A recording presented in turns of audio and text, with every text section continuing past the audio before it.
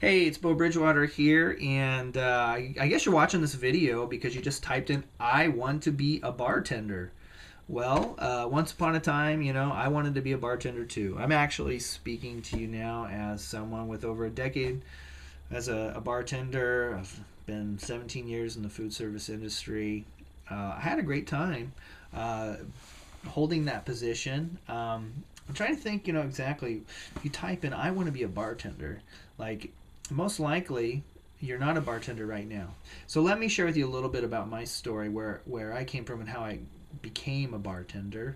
Back in college, I was working a part-time job in a restaurant, a corporate family dining restaurant, and I worked in the kitchen. I was making burger sets, the buns, and eventually working the grill. We're making the burgers, and then I started bussing, and then I started expediting, coordinating the orders and getting to the table. And then eventually I started waiting tables and taking care of the guests, and then doing a little bit of cocktailing, working in the bar section, which focuses more on selling the drinks.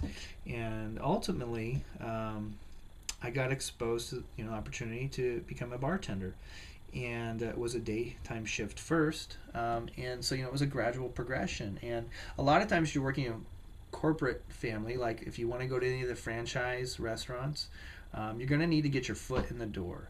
However, you can do that, and maybe always show and tell your interest and what you're interested in.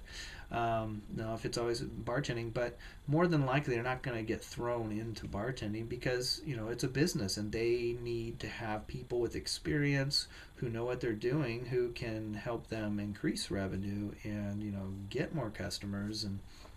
And maybe you do have some unique attributes that you can bring to the table, but oftentimes, especially in the corporate family dining scenario, they're going to want you to go in and learn their service style. And so ideally, front of the house, become a host, become a waiter, learn their service sequence, learn their food, their menu.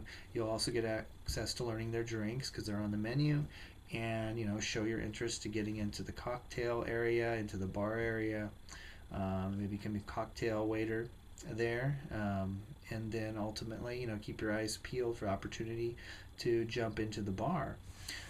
That's really going to be one of the best ways to become a bartender, at least for corporate family dining.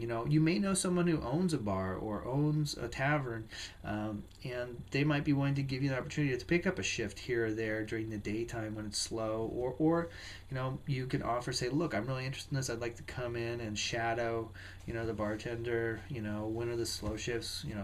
An opportunity like that might, you know, be a way to get your foot in the door. Doing that, working for free, even working as a bar back, where you're helping out the bartender, and then in the interim, when it's slow, you can ask questions. Really, you're going to want to, one way or another, learn drinks. Okay, so you can get yourself a bartending book. I would create flashcards. A lot of people make recipe booklets. Recipe boxes of drinks and things like that.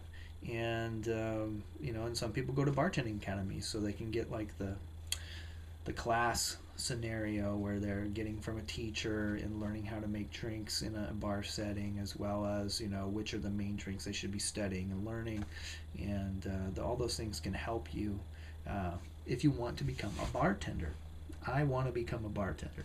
Yes.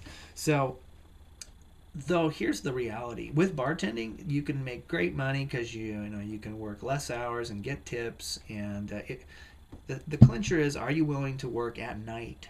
And if you're okay with working nights, then it's a great experience. But you also have to work weekends, and the best shifts are the weekends.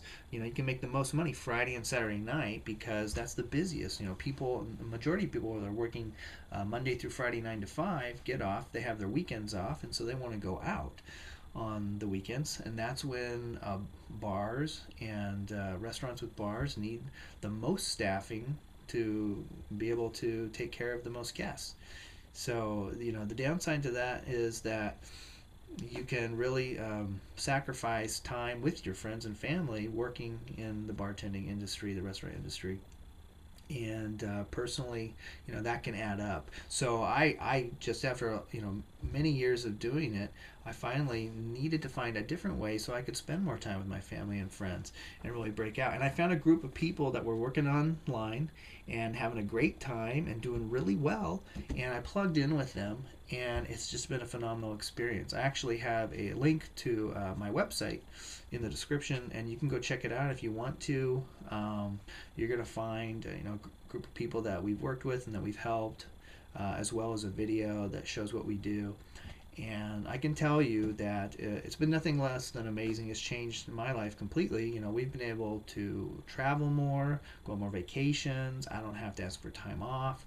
I actually was able to quit my job and, I like to say, fire my boss, utilizing this.